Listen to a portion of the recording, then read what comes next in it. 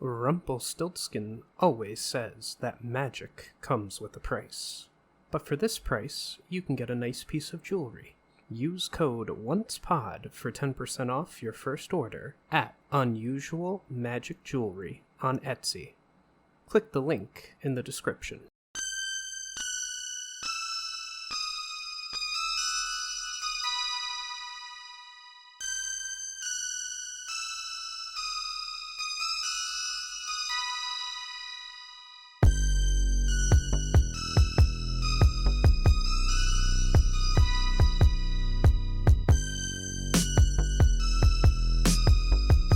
Hello, and welcome to the Once Again podcast. We are your hosts, Ashley and Jason.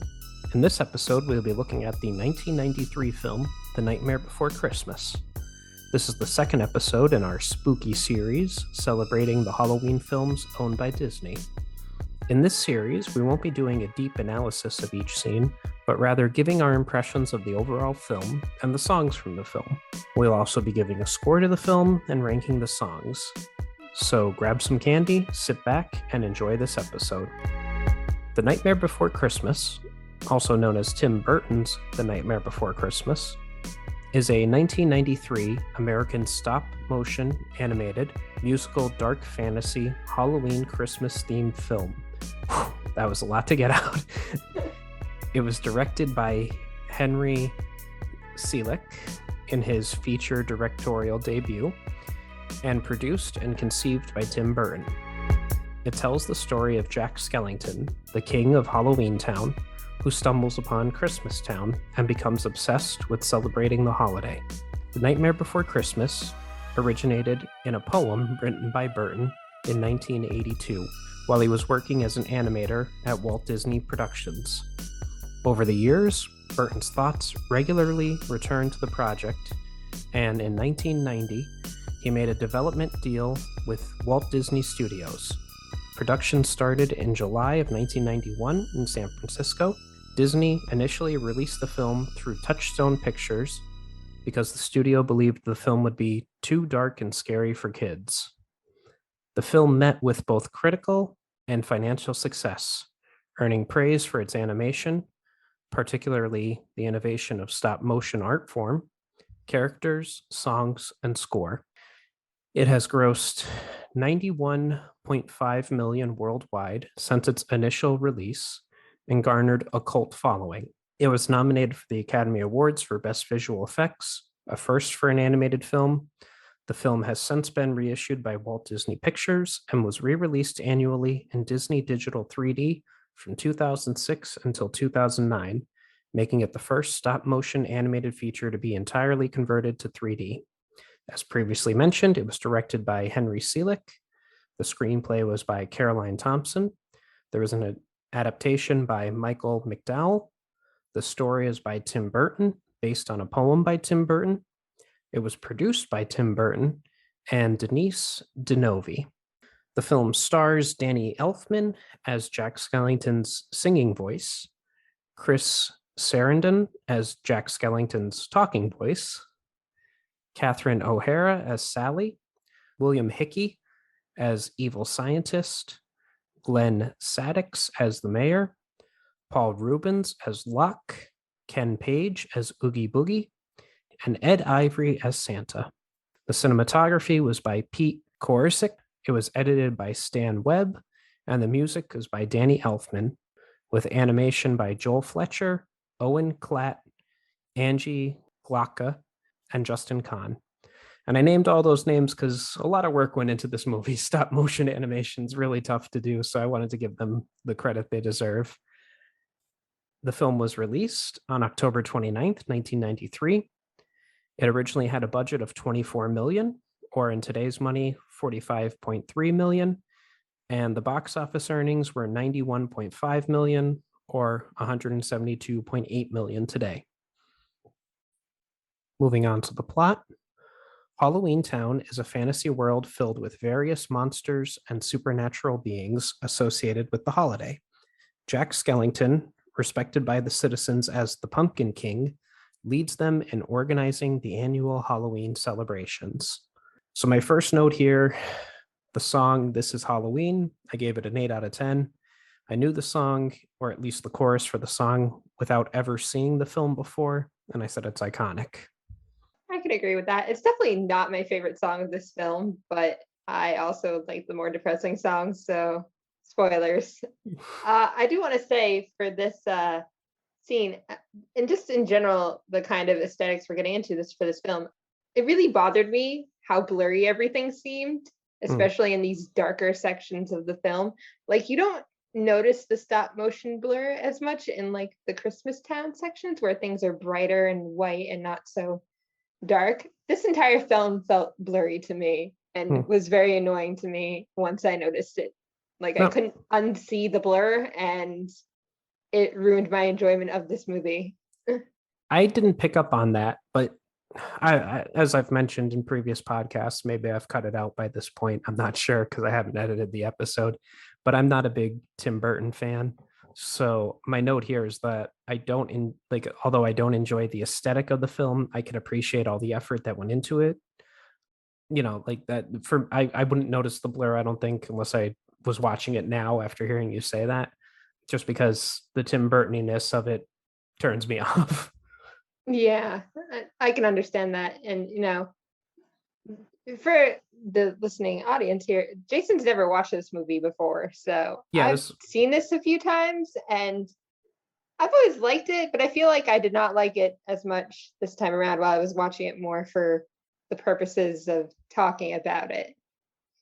Yeah, as Ashley mentioned, I've never seen it. I avoided this movie purposely sometimes because it's on during Halloween time. But like I said, I'm just not a big Tim Burton fan. And in case I cut it out of the previous episode where I mentioned that, I do enjoy his Batman movies and I enjoy Big Fish. But aside from that, not really a Tim Burton fan. I also wrote a note here just because it was as the character appeared. Oh, the mayor is a two-faced politician. I get it. Haha. How clever.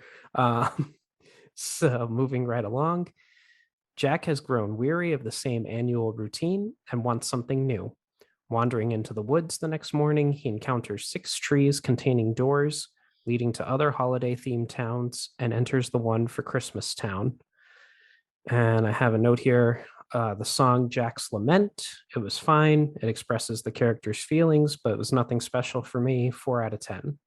Yeah, I would go with 4 or 5 out of 10. It's definitely, this isn't one of my favorite songs either, but I think this also gives us the first iconic scene with the hill and the moon in the background, which is something that's on a lot of merch for Nightmare Before Christmas.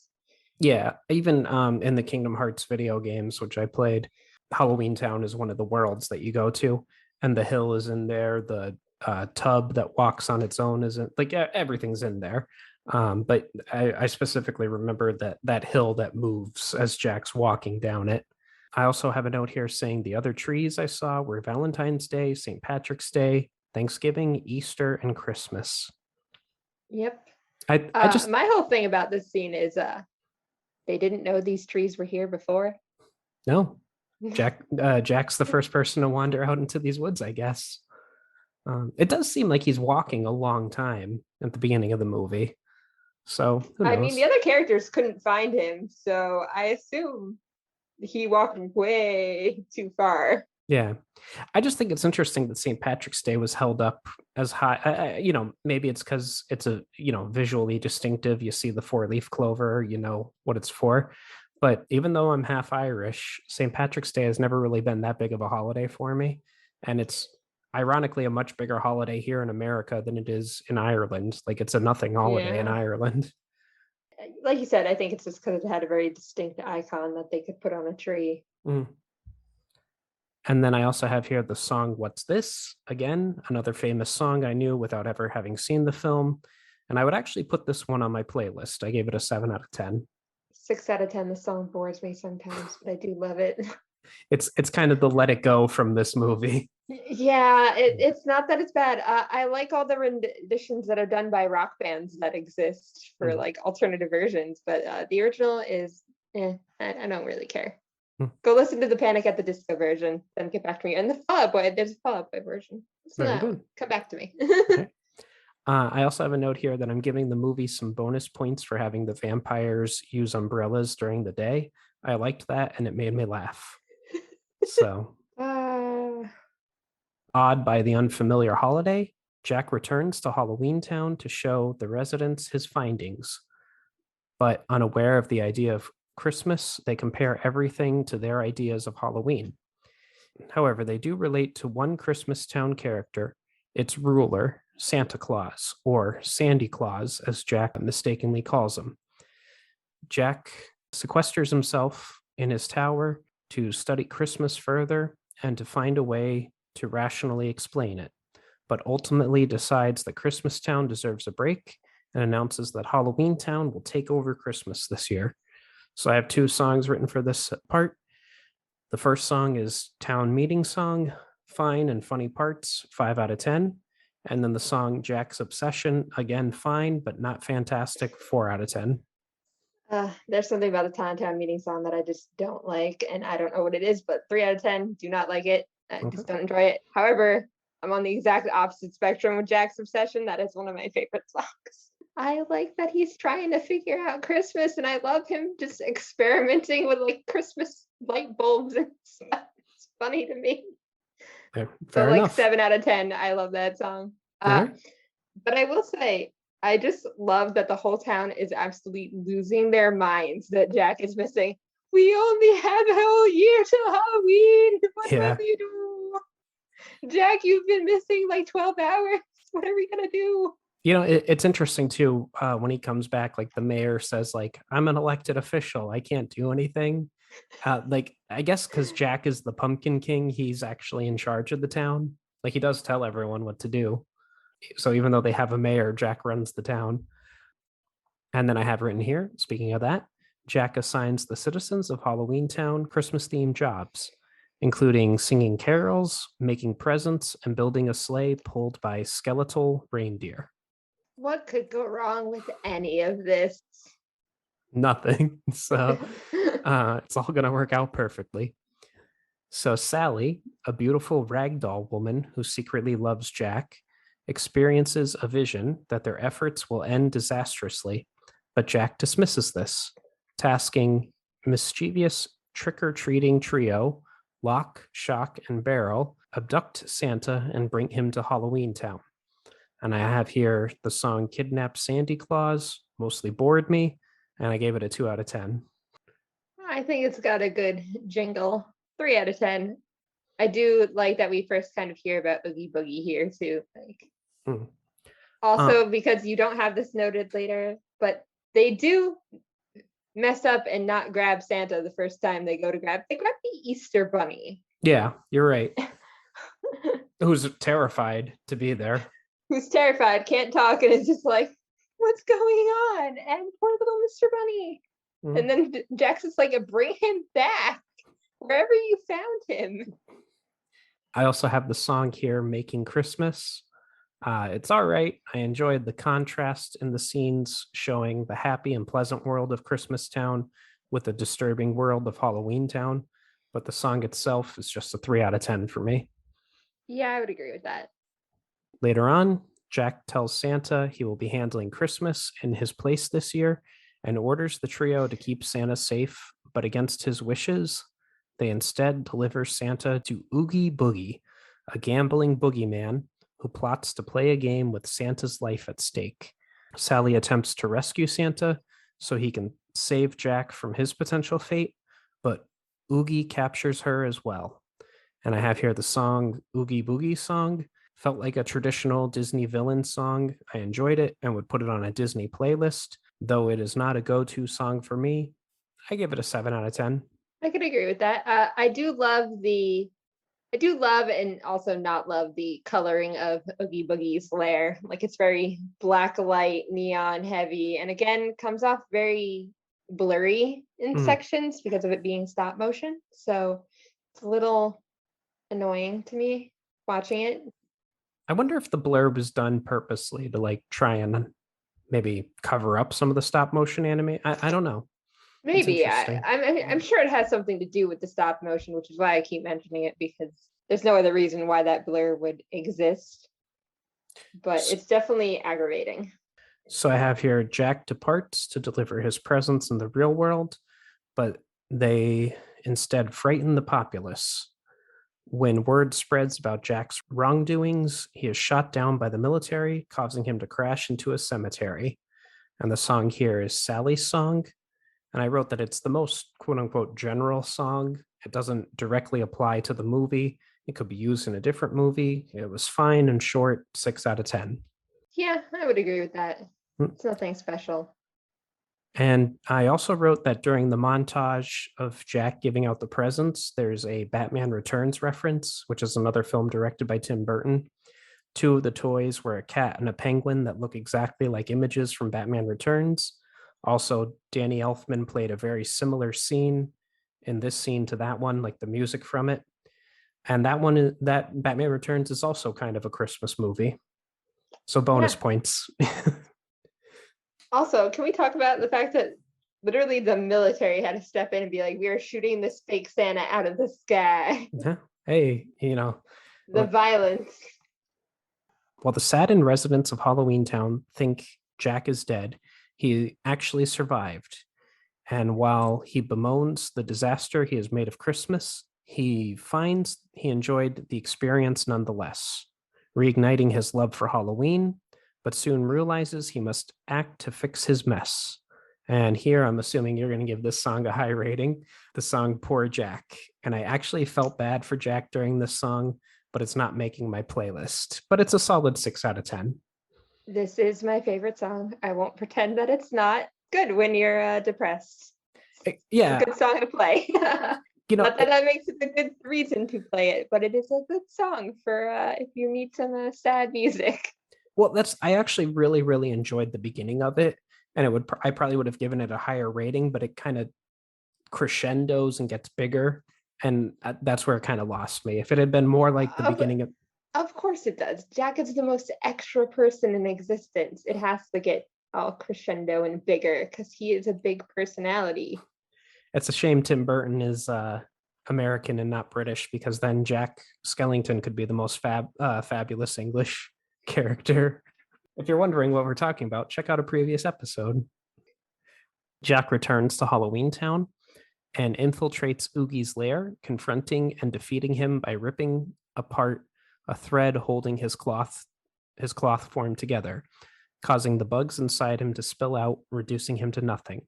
Jack apologizes to Santa for his actions. Despite still being furious at Jack for the chaos he caused and for ignoring Sally's forewarning, Santa forgives him, remaining certain that he can fix things and depart. So I have two notes here. First, how did Jack know to head to Oogie Boogie's when he returned to Halloween Town? I guess it's because the plot needed him to. I assume he just knew those kids didn't listen to him, which brings me back to a question I forgot to ask. Do you think they actually brought back the Easter Bunny? Is Easter ruined forever? Oh. Because I don't think they brought back the Easter Bunny either. Yeah, Easter Bunny? I hadn't considered that. We'll have to get a sequel and find out at some point.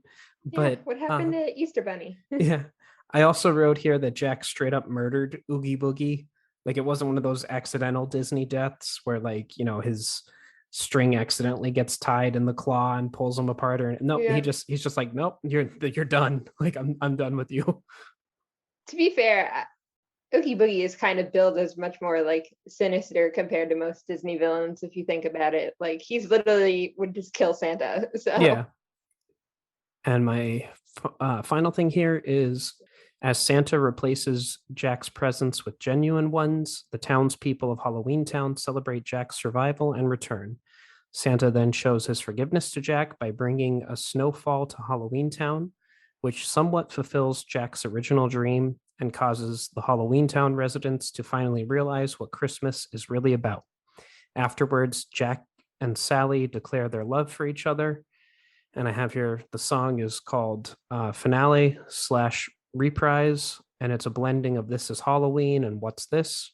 Fine, very short, and I give it a 5 out of 10.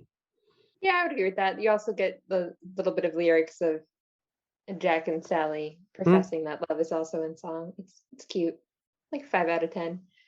Though before we get into much of the end of what we're going to talk about, I do have one thing, because it wasn't in the Disney Plus version. There is a bit of a end narration that exists. In case you're wondering, there's a beginning narration and an ending narration. It's Santa narrating. In case it's Oh, not obvious, it's Santa. And in the end, he actually says he goes to visit Jack at a later point, like to go visit Halloween Town, and he's there, and him and Sally have their little Skellington children playing around. So they did get married and did have children in this little end narration. And he talks to Jack like, "Hey, like knowing what you know now, what you knew then, like knowing what you know now, what you knew then, like would you do this again?" And Jack like quips like, "Well, of course, wouldn't you?" hmm. So Jack has learned nothing, is what we learned It's from the interesting. end narration that we don't hear. Yeah, that's interesting that that's cut from the Disney Plus version. I wonder why. I don't know. I just know like when you see the end credits score and the closing is Patrick Stewart. That is what the closing in the list is that little end narration. Okay, all right. I was wondering why, because I have the list of songs here and who sang them and everything. I was like, I didn't hear Patrick Stewart's voice, but it does have him listed as opening and closing. So Yes, he that gives the narration, but both narrations actually are Santa, in fact, hmm, kind of all giving a right, little bit of a context. all right, very well. Well, I guess I'm gonna have to rewatch it again at some point when I can find the narration in it. And so I'm moving into my overall score. I was surprised how much more of a Christmas movie this is rather than a Halloween. The people I know who love this movie are much more into Halloween than Christmas. For me, it was okay. I didn't enjoy the Tim Burtoniness of the film, and most of the songs were just average, but there were a few songs I very much enjoyed, and I can appreciate all the effort that went into making this movie. So I'll give it a 5 out of 10. Didn't love it, didn't hate it. It's not for me, but if other people wanted to watch it, I wouldn't have a problem with that. Yeah, I definitely remember liking this movie a lot more as a kid, and I think as an adult, the blurry thing bothers me. The songs I love, but the songs I can take without having to watch the movie. So Mm. I don't know when I'd ever watch this again, unless somebody put it on and was like, "We're watching this." Like, I don't think I'd choose to watch this again, but I would give it a 5 out of 10 as well. All right. This has been the Once Again podcast. Any questions, comments, or critiques can be addressed to either our email at onceagainpod@gmail.com or on Twitter at onceagainpod. We also have an Instagram account, Once Again Pod. We'll be posting questions and possibly doing some live Q&As on there. If you'd like to contribute to the podcast, we have several tiers available on patreon.com/onceagainpod. As always, a like, follow, or share would be greatly appreciated. Thank you and have a wonderful day.